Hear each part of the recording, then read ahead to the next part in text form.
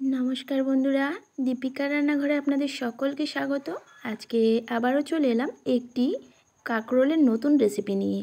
आज के आमी आपनादेर साथे शेयार करब काकरोलेर एकटी यूनिक रेसिपि, खूबई लोभनीय रेसिपि, एकदमई कम समये रेडी करे देखाबो। तो चलुन देखे नेওয়া যাক रेसिपिटी आमी किभाबे बानाচ্ছি।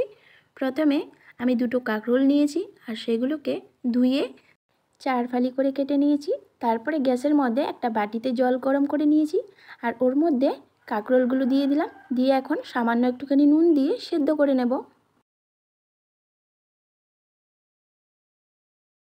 কাকরোলগুলো সেদ্ধ হয়ে গেছে। এই পর্যায়ে আমি গ্যাস থেকে নামিয়ে হাতে ছোঁয়া যায় এরকম ঠান্ডা করে নিয়েছি।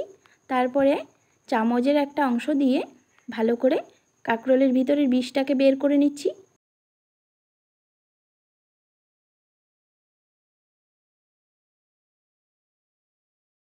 কাকরোলের বীজগুলো আমি বের করে নিয়েছি আর এক সাইডে কাকরোলের মোটা অংশটাও রেখে দিয়েছি।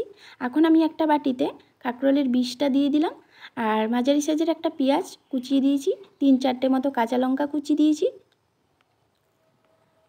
বড় চামচের 1 চামচ ময়দা, হাফ চামচেরও কম হলুদ গুঁড়ো, হাফ চামচেরও কম লঙ্কার গুঁড়ো, স্বাদ মতো নুন, হাফ চামচেরও কম রসুন বাটা দিয়ে খুব ভালো করে মেখে নিচ্ছি।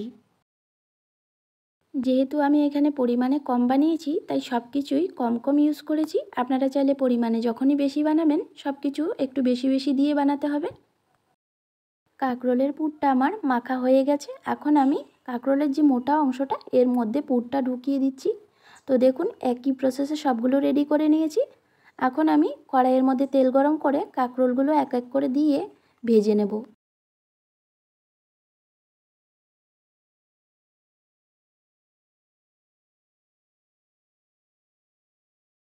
কাকরোলের একটা পাশ লাল লাল করে ভাজা হয়ে গেছে। এখন আমি অন্য পাশটা উল্টে দিয়ে একটু লাল করে ভেজে নেব।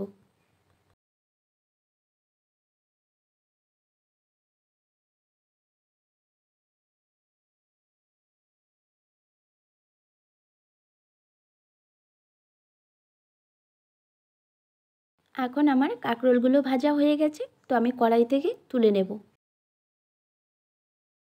দেখুন দেখতে কতটা লোভনীয় হয়েছে আর এটা গরম ভাত দিয়ে খেতে জাস্ট দারুণ লাগে। আপনারা অবশ্যই বাড়িতে এইভাবে ট্রাই করবেন। আশা করছি আজকের এই রেসিপিটি আপনাদের খুব ভালো লেগেছে। রেসিপিটি ভালো লেগে থাকলে আমার চ্যানেলটিকে like, comment, share and subscribe করে আমার পাশে থাকবেন। ভিডিওটি দেখার জন্য ধন্যবাদ।